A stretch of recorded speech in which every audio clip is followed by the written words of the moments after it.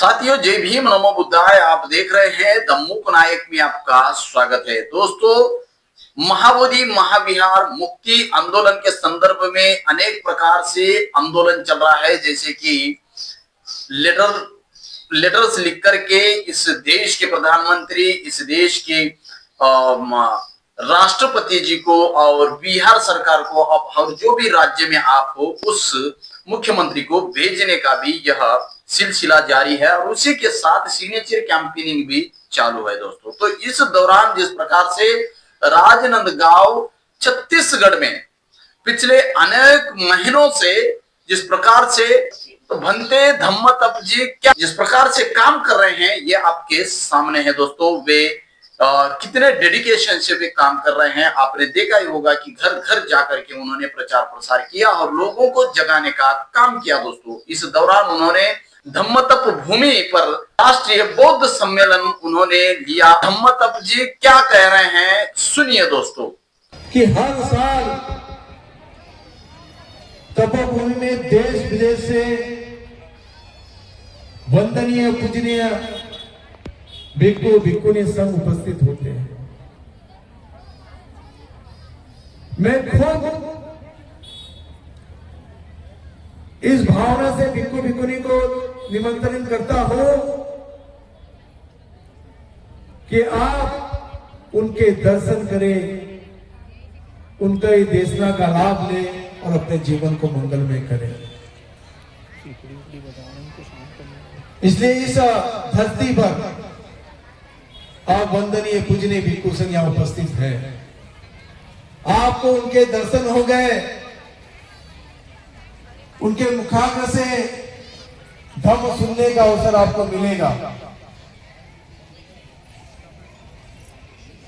तो हम जो है ये तपोभूमि जो है इसका जो निर्माण हमने दुख मुक्ति के केंद्र के रूप से किया है। हमने आपकी आध्यात्मिक जगह को निर्माण किया है। अगर आपकी आध्यात्मिक जगह नहीं होगी तो आपका मन पवित्र नहीं हो सकता है, आपका मन निर्मल नहीं हो सकता है। अब जब मन आपका निर्मल पवित्र नहीं होगा तो आप अपवित्र मन से भर जाएंगे। आपके मन को निर्मल पवित्र करने के लिए तपोभूमि का निर्माण किया गया है।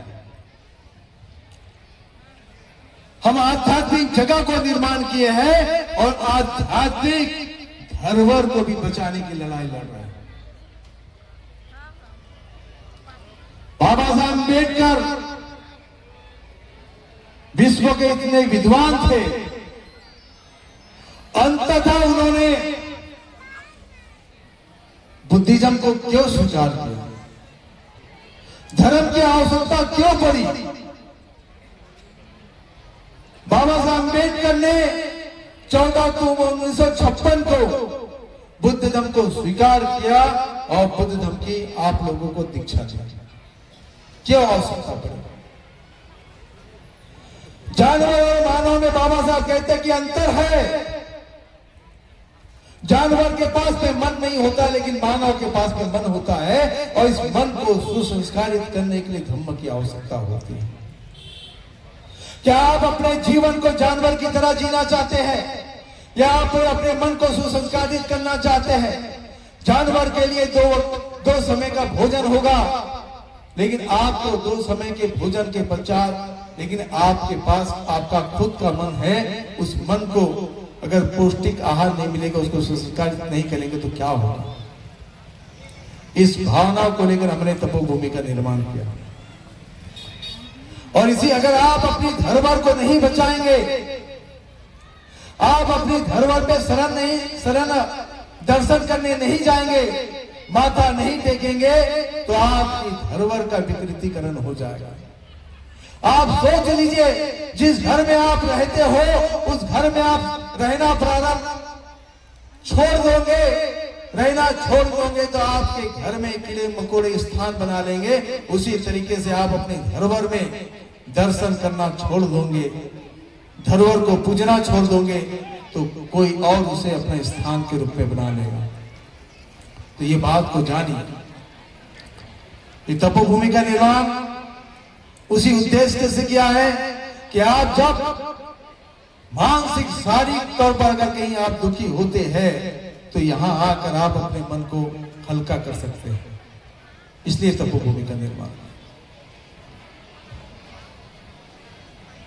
और महाबोधि महाविहार के बारे में जानिए। 134 साल की जो लड़ाई जो लड़ रहे हैं, वो लड़ाई में 134 साल हमको क्यों लगे, महाबोधि महाविहार हमारे हाथ में, हमारे पोजीशन में क्यों नहीं, उसका कारण क्या है कि आपने अपने आध्यात्मिक धरोहर में दर्शन करना आपने छोड़ दिया, जाना छोड़ दिया। इसलिए आप अपने आध्यात्मिक जो जगह होती है वहां जाइए, वहां दर्शन कीजिए, तब वो धरोहर, वो जगह बचेगी। तो अभी संक्षिप्त में मैंने आप लोगों को जो बात कही, वंदनीय पूजनीय भिक्षु संघ यहाँ बैठे हैं, आप उनको सुनिए, उनका लाभ लीजिए, उनके मुखाग्र से धम्म को सुनिए, आपका जीवन मंगलमय होगा। और बाबा साहब अम्बेडकर ने 14 अक्टूबर 1956 को बौद्ध धर्म दिया है, उस बौद्ध धर्म को प्योर और शुद्ध रूप से स्वीकार कीजिए। अगर प्योर और शुद्ध रूप से आप बुद्ध धर्म को स्वीकार करते हैं तो आपका ही जीवन मंगल हो सकता है। तो इसी के साथ मैं अपनी वाणी को राम देता हूं। नमो। तो साथियों, इस प्रकार से वहां पर कार्यक्रम लिया गया और तमाम लाखों की संख्या में लोग उपस्थित हुए और उसमें लाखों सिग्नेचर कैंपेनिंग हुई दोस्तों। तो ये सिग्नेचर भारत सरकार को, राज्य सरकार को और बिहार सरकार को सौंपी जाएगी।